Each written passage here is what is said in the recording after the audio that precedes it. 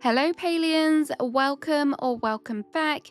I am absolutely obsessed with the new update, however there is quite a lot to learn about the new map and its contents, so today I'm going to break down some key things that I wish I knew going into the Elderwood and give you some tips along the way.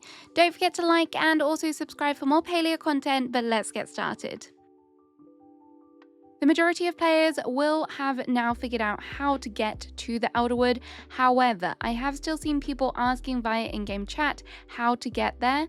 If you are still struggling, it is located in Bahari between your plot entrance and Tamala's house. Once you are in Bahari, it will flag up on your map and you'll be able to see where to go. Once you have unlocked the Elderwood Central Stables travel board, you will then be able to fast travel to the Central Stables via any of the travel boards. This includes the one from Kilima and obviously Bahari as well. One of the first things you might want to do when you are within the Elderwood is actually to try and find the fast travel boards within the different areas, as this will make getting around the map a lot easier.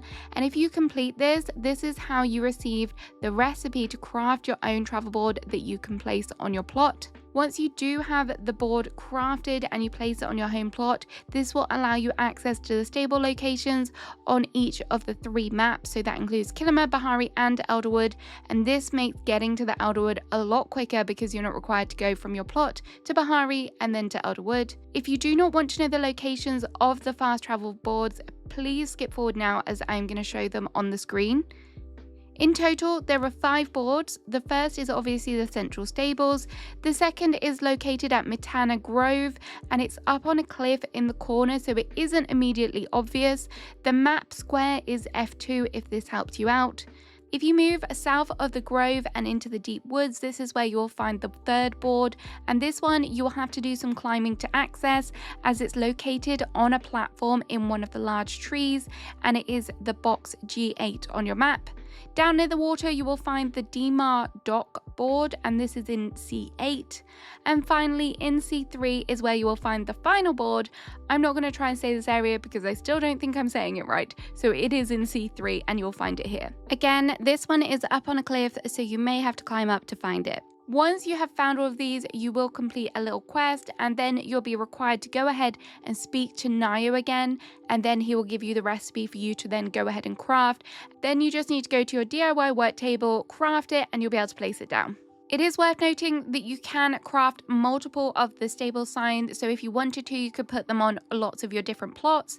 To craft, they take 30 ancient wood planks and also 7 white stone slabs. The new area has brought with it a new main story quest line, and although new players and those who have not yet completed particular quests will still be able to enter into the Elderwood area, the main story quest lines which are associated with the area will not kick in until you have completed certain main story quest lines. This was featured in the patch notes, but they were quite lengthy, so here is a reminder of all of the quests that you must have completed for the new quest to kick in. The patch notes also specified that you do not have to have completed the Nightscope bundles, it is just asking for the quest to be completed. So do not panic yet if you have not caught that long-nosed unicorn fish.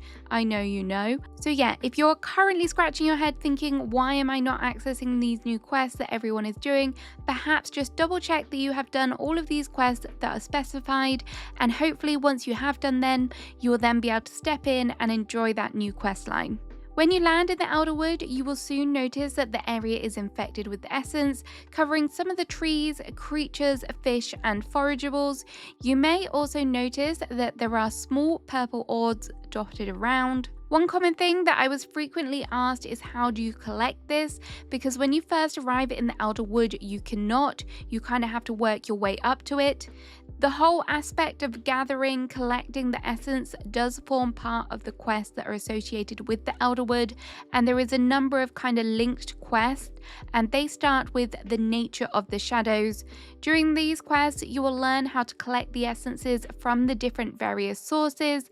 So if you are currently kind of struggling with these and wondering what are you doing wrong, be sure to go back and make sure you have done all of these quests. It is worth noting that when completing the first part of this quest, you are given a potion and you get 10 minutes to collect essence. During this time, you can collect items from the trees that are infected and also the forageables not just the orbs. I was slightly panicked running around trying to find the essence before the potion ran out, thinking that I could just collect the orbs, but that's not the case. If you have not yet completed the Nature of the Shadows quest and you're in a party via the shared loot feature, you can still collect the infected essence. So you will be able to start collecting, looting them up. So if you want to play with friends, you don't want to focus on your quest, then you can still participate and get some of those materials. If you are also panicking about your storage, it is also worth knowing that the essence does not contribute towards your storage limit, so you can collect it to your heart's content and put it in your storage if you don't want to spend it yet. However, if you do want to go ahead and spend some of your essence in the Elderwood, it will not pull from your storage, so you will need to carry it on your person. It is also worth knowing that the orbs have varying amounts when you collect them, and some of the higher value orbs will actually show on your dowsing rod when they are active.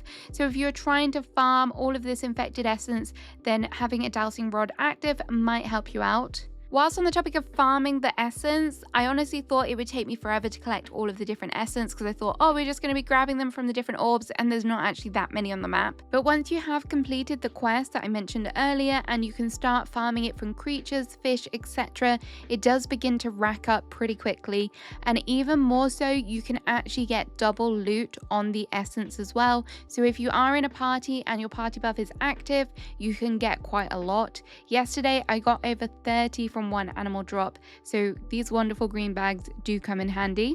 As part of the essence quest, you will also unlock specific ammo and a fishing lure that allows you to catch the infected creatures. In the beginning, it does take a lot of essence and they are quite expensive to craft this ammo, but over time you will unlock the relics, and some of the relics means that you will not have to use the specific ammo. I would recommend that in the beginning, whilst you're still collecting all of the resources, materials, that you do try and switch out your tools or your arrows when you aren't hunting the infected creatures. I know this will just take a bit of extra time, but your inventory and your storage will thank you for it. Once you have learned how to craft the relic as part of the main story, another common question that I got asked was, how do you actually equip it? I can see why this is confusing, as it doesn't actually appear as an item in your inventory, but once you have completed the relevant quest, if you go into your main character page, you will notice in the top right where you equip your lures, your pets, etc., there is actually a new slot. This one is specifically for your relics, and if you click on this slot, it will bring up the relic menu and allow you to select your chosen relic. And once the relic is kind of in that slot, you can see that it is currently active. It is also worth noting that when I tried to unequip the relic whilst out in the world, it wouldn't then let me reassign it, so I had to go back to the central stables area to re-equip it. So just bearing in mind, if you're out and about, try not to do that. I also had a few other questions associated with the quest, and one thing that I noticed that people were often asking frequently is how to obtain the toadstool floatfish. I personally found this fish by heading to the Dock de Mar area and fishing into the sea without any bait or worms, and I managed to get my hands on this one pretty quickly. I'm not sure if that was just luck. Another quest that confused people is a quest that requires you to enter into the beast lair, and people were not sure how to progress through. I think they kind of got into the main area and they were like, how do we move forward? What you need to do to be able to chop the vines is actually use your watering can on the well or the bowl area. So you need to walk up to it and then just start filling it as if it was a crop. If your watering can does not have any water, there should be a small little puddle located within the lair that allows you to refill your watering can. This area, like some of the caves on the map, it can be quite dark, so I do recommend that you might want to alter your gamma so that you can see a bit better. To adjust your gamma, go into the settings menu, then go to the graphics settings and click on calibrate screen, and you should see a gamma slider there that you can adjust. As you can see, I've turned it quite high. Some players have also struggled to find the new butterfly beans crop. This is the first crop that has been found as a gatherable item, and the best place to search for them is Matana Grove, and I have also found some in the deep woods area. Once you have found them, you can obviously then go and use the butterfly bean that you acquired and put it in your seed maker to make more seeds, as it only takes one butterfly bean to craft one seed. Also, if you have picked up some Elder Clan mushrooms, do not forget you can open them like you do with oysters, and you will receive mushroom meat that you can use as a meat alternative or substitute. The new map has also brought with it lots of interactable features, and my biggest tip is that if you do come across anything on the new map, that you do interact with it. Even if you cannot do the thing that they are asking of you at the time, one of the nice new features that they have introduced with this update is the fact that things will now be able to be marked on the map.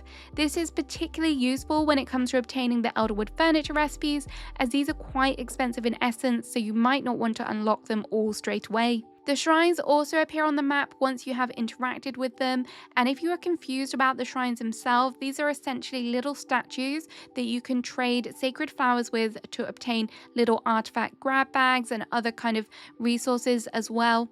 You can find sacred flowers dotted around the map. They are very rare though, so just bear that in mind. If you're like, why am I not finding these? That is probably why.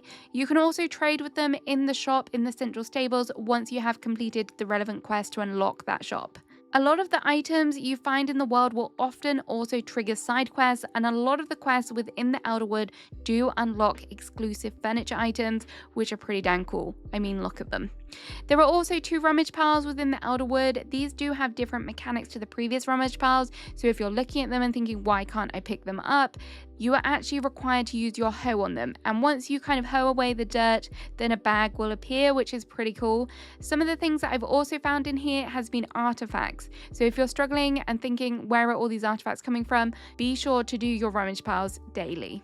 And the final thing I want to talk about is going shopping. No, I'm not talking about going and buying all of the new furniture from Tish's shop, although you should definitely do that as the items are amazing. I'm actually talking about the new recipes that can be purchased from the NPC's guild stores. These, I don't feel like it has been obvious that there are new items available, and I really think in the future going forward, maybe they need to flag that there is new items available somehow. The first person you are going to want to visit is Ashura to purchase the ancient plank recipe. You will not be able to place the ancient wood into your sawmills until you have purchased this recipe.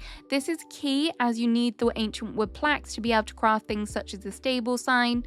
Then you will want to go and visit Hodari, and purchase the white stone slab recipe and the platinum bar recipe. After that, be sure to visit Reth for his new cooking recipes. And finally, if you haven't already, you're going to want to speak to Tish to buy the Umbran furniture starter recipe. So there we go. I hope this has helped you out and kind of given you a nice little introduction into some of the things if you had missed them. If you have any more questions, feel free to ask below in the comments, or you're welcome to join my Discord. We have some very knowledgeable Palians in my Discord, so feel free to come and tap their knowledge. Enjoy the update, and I'll see you again soon with more videos. Bye bye.